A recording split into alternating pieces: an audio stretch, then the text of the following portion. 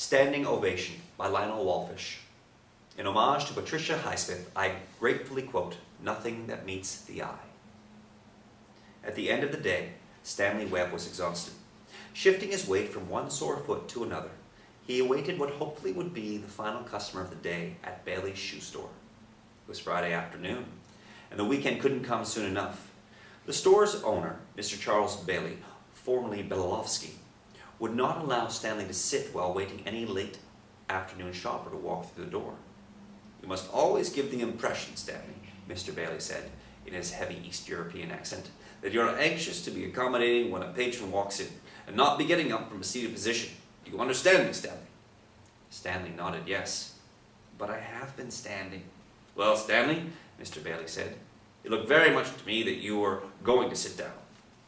When Stanley arrived home that evening, he collapsed into an old, overstuffed Queen Anne wing chair, a gift from a distant aunt who had long ago passed. Exhausted, he quickly fell asleep. Lily Van Doren fastened her long, flowing blonde hair into a bun, holding it securely in place with an enormous crystal hair pin.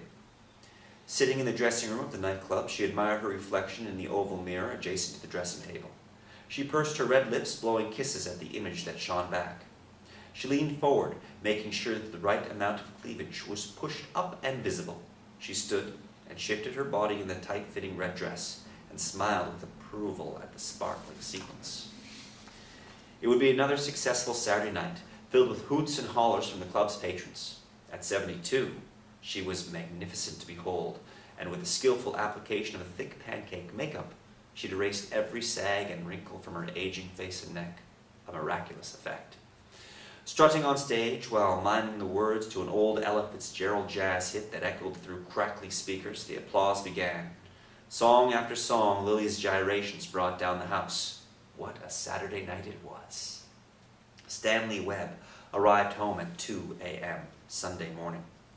Without removing the wig or scrubbing off the heavily applied makeup, he collapsed into the overstuffed Queen Anne wing chair. It was good to get off his feet.